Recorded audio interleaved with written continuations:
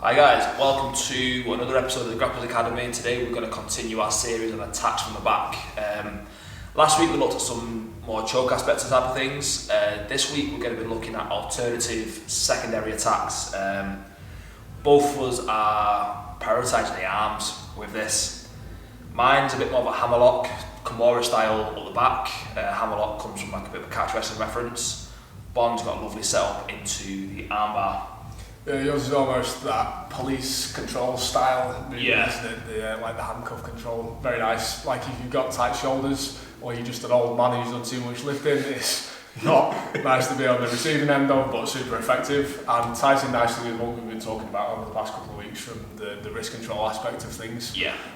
So do you want to dive into that? Yeah, let's get into it. So, first things first, when we're attacking the back, we're going to be sort of looking at this wrist attack here to get the basically get the grip fighting and to our own advantage, going for that 2-on-1. But we're going to be using this almost to set the attack up with this initial grip here. So I'm going over the hand and the wrist as opposed to just the wrist, and I'm feeding the hand towards their own waist. So we're going to fall to that side as we're doing this. Yeah, you got it from there. So we're going to fall to the side so you can sort of see how it will look in an attack. Let's fix the camera. There we go. So we're attacking from here, and I've got the grip here. I'm going to be punching the hand down towards their wrist, so down towards their waist to really try and control the limb. And having the control over the wrist and the hand gives me much better control over Bonn's limb. Now once I get to here, I'm trying to feed the hand, not trying to pull it behind his back, just trying to get it to his pocket so I can get my leg over the top of the elbow and use my knee to push his knee behind his back.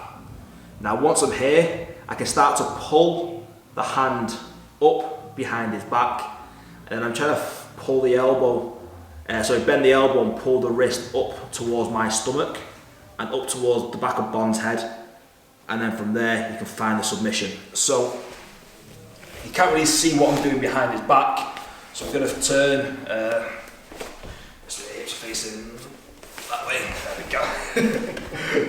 Bit of an awkward one to teach this. So we fell to the side. I'm going to open my hip up here so you can see exactly what I'm doing. So I've fed the hand down to the pocket, and my leg comes over and it catches the knee, so it catches the elbow, and I'm using my knee to keep the elbow in place. Once I've got Bonn's arm sort of in place, I'm going to start working the wrist behind Bonn's hips. And I've removed my leg now so you can see what I'm doing with my hands. Once I've got Bonn's hips here, his wrist behind his hips, my knee's going to stay where it is at the elbow. And I'm going to pull and start to slide his hand up his back. Once I get to a certain point, this goes really easy. And all I'm trying to do now is just feed Bonn's wrist up towards the back of his head to find the tap. So if you just face the back there for a minute. What we're after with this is essentially the same as a Kimura, where I'm taking hold of the wrist and I'm feeding it up, scraping his spine, trying to bring essentially his thumb up here, putting the tension onto the shoulder. You'll find that when you're trapping the arm and you're starting to attack the arm and isolate it, this will come sometimes easier than the choke, because their main focus is getting the choke defended. If you can get behind the back and start attacking their arm, you're going to really find that submission pretty quickly. Yeah, I think it's one of those ones as well where, like as you guys are saying, you're going to be really focused on defending that choke with the top seatbelt arm. And anything Kimura style, so it's such a powerful grip, isn't it? Yeah. What you'll notice as well when you're on the receiving end of that is as soon as your elbow gets trapped by the knee, there's very little you can do in terms of movement. So very constricted position, and obviously with the amount of force that you can generate with closing the legs off at the top of that guard from the back, it's quite a claustrophobic position, and that's someone going pretty quick. So if you're putting it on your regular training partners, be nice with it, because it's a quick one. It's going to be one of those ones where you get a quick tap. You don't need to retch this on. Once you get past beyond a certain point, the strength goes from the arm. So it's just a case of, it's a matter of time just to slowly pull the arm up, as opposed to having to just rip it on and rip your partner's shoulder out. Yeah, and following on from that, the technique I'm going to show today is again utilising the power and the strength of the Kimura grip. It is a really simple way of getting the grip on that from what we've already got with the seat belt. If you've got that person, you've tried maybe several different things and you just really aren't getting the choke, maybe you feel like the forearms are burning out because you're kind of putting a little bit too much effort in it from what it's worth. We've got an option to kind of hit an arm bar using the Kimura grip. There's a couple of other different things you can get from there as well, but there's a couple less options in no gi, I'd say, than gi. Gi, you've got bow and arrow, got all the collar chokes. So there's loads of different options for gi from the back if you're struggling to get the rear naked choke. Probably even make an argument that there's less of an intention to go to the rear naked choke from the back because you've got so much more other options. Gi's involved on someone's back, collar chokes all the way. You've got much more options, more variation, and if you do lose the hips, you can continue attacking that collar choke. Yeah, but this variation today, a good option for no gi because of the strength of the Kimura grip. So when we're here, maybe we've tried to fight here a couple of times, we've got that wrist control, and we just can't get it. Sai's doing a really good job of defending on this. So I'm going to go to that Kimura grip and control my wrist on the wrist that I'm controlling against Sai's torso. From there, we've got a couple of different options. We can either start to look to make an adjustment on the torso first while still keeping this grip. And what that's going to do is give me a good setup to get an angle to bring the hand over the head and still retain the same position whilst making an angle on the body. Very much in a similar way to what you would do setting up a bow and arrow choke. It's sometimes quite difficult to get the angle all the way over the top here and retain a good control on the elbow, on your own wrist. So what you might find doing is creating that angle first, and the way that I like to do that is use my foot in the opposite direction from what I'm going to turn to put it on the thigh, so I can create my angle and get the leg over the top of the hip.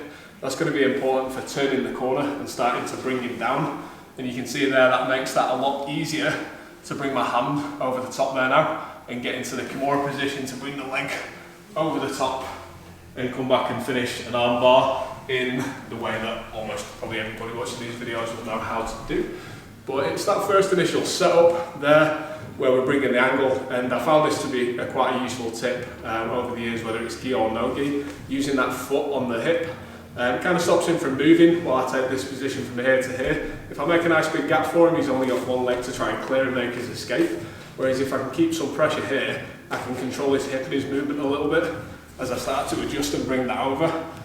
It doesn't feel like you've got a lot of power to be able to produce force from the bottom in this position because I've got my leg bearing down on you, and as soon as we bring this over and controlling the hip, there's very little movement to do again from the bottom, and it's a short movement to bring this leg over the top and then drop back into your arm bar from there. Of course you're not going to get it that easy, there's going to be a bit of a fight and a struggle from the guy on the receiving end of it, but just a small detail on the foot placement and the shift of the hips utilising that Kimura grip is a really easy option for no gi if you can't get that choke from the back. Oh, definitely. I think as well the intimacy of your forearm over the head, so it's like you're trying to remove almost like the skin off my face with your forearm as opposed to sort of making a big looping gap, keeps the tightness of the submission and again increases the likelihood of you finishing it and decreases my chance of escape. Yeah, a good analogy that Sai's got, one of his good analogies is shaving the head at the inside of the elbow. That's a really useful tip on that one because you want to keep that tightness and closeness. If we just go back into that position a second again and just kind of talk through what Sai's saying not to do there. If we've made the angle here and I make a really big gap, it's easy for him to turn into me and start recovering the guard. Whereas if I can keep the tightness and keep it pulled into me as I do so and keep the pressure down, it's going to be a lot more difficult for him to mount that escape. But the key with all jiu-jitsu stuff is keeping space tight where you want it and trying to eliminate your opponent from creating space to escape. Basically give them the space that you want them to go into to set up your next attack. Yeah.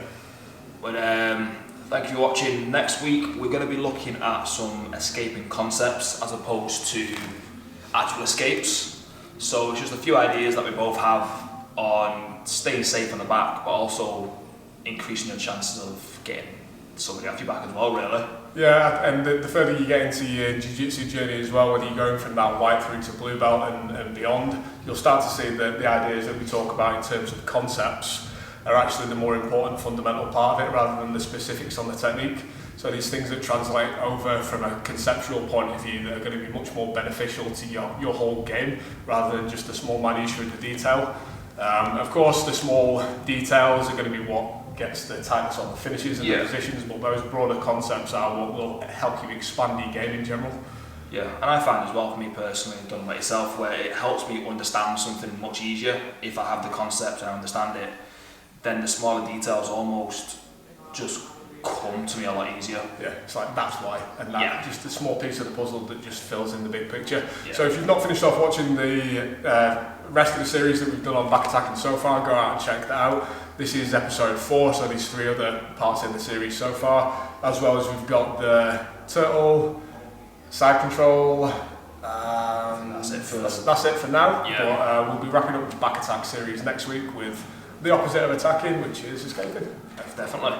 And if you like what you saw today, hit that like button on YouTube, hit that share button on all your social media platforms, and give us a comment, give us a follow, and let us know what you think.